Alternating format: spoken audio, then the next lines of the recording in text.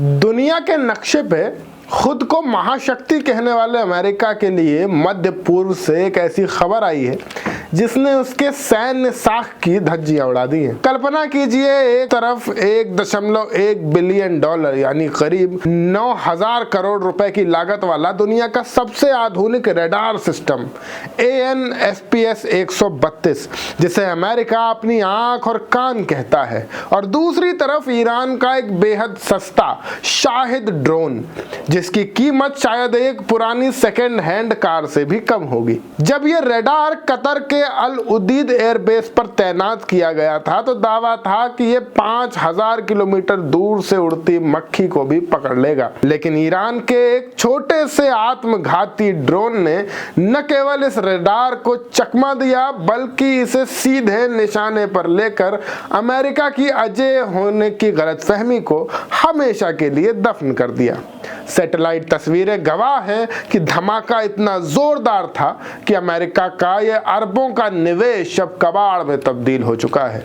नमस्कार, मैं हूं शाश्वत सिंह दर्पण और आप देख रहे हैं द देश बोर्ड।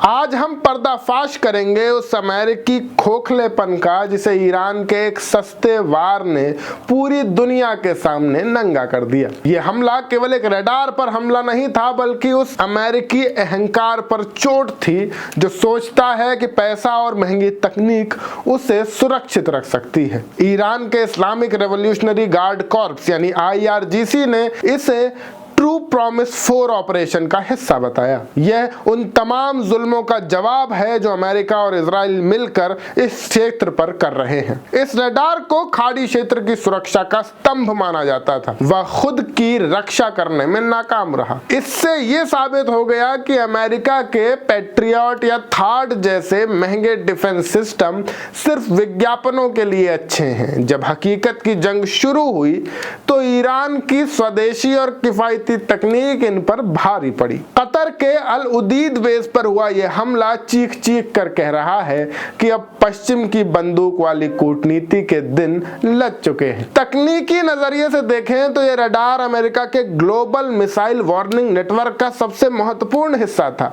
इसका काम था मिसाइल लॉन्च होते ही उसे ट्रैक करना और बचाव के लिए कीमती सेकंड देना। लेकिन जब ईरान का शाहिद ड्रोन इसकी ओर बढ़ा तो इस हाईटेक मशीन को पता भी नहीं चला और उसकी मौत उसके सिर पर आकर खड़ी हो गई। यह अमेरिका के लिए एक बहुत बड़ी रणनीतिक हार है। सोचिए, जिस सिस्टम को बनाने में करोड़ों डॉलर और दशकों की रिसर्च लगी उसे एक खिलौने जैसे दिखने वाले ड्रोन ने अंधा कर दिया। यह हमला साफ संकेत देता है कि अमेरिका अब अपने सहयोगियों जैसे सऊदी अरब और UAE को सुरक्षा की गारंटी देने के लायक नहीं बचा है। जब वो अपने सबसे बड़े सैन्य अड्डे और सबसे महंगे रडार को नहीं बचा सका तो वो दूसरों की रक्षा क्या करेगा। ईरानी मीडिया का दावा है कि रडार पूरी तरह नष्ट हो गया है, जबकि अमेरिका और कतर हमेशा की तरह नुकसान को छिपाने की कोशिश कर रहे हैं। लेकिन सच को दबाया नहीं जा सकता।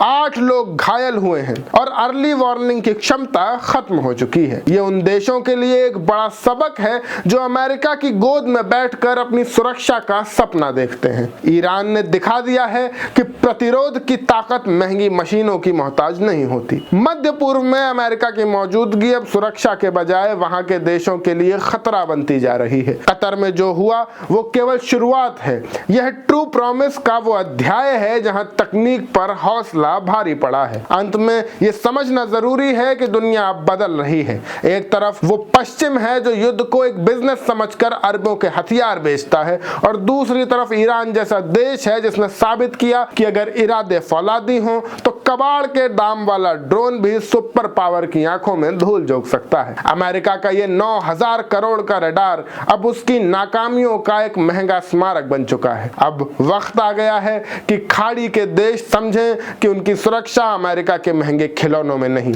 बल्कि क्षेत्रीय एकता और आपसी सम्मान में है। इस वीडियो को ज्यादा से ज्यादा लाइक करें। अगर आपको वीडियो पसंद आई हो तो अपने दोस्तों के साथ शेयर करें और हमारे और अपने चैनल द देश बोर्ड को सब्सक्राइब करें। मैं शाश्वत सिंह दर्पण, आप देख रहे थे द देश बोर्ड। आप सबका बहुत बहुत शुक्रिया। जय हिंद, जय भारत।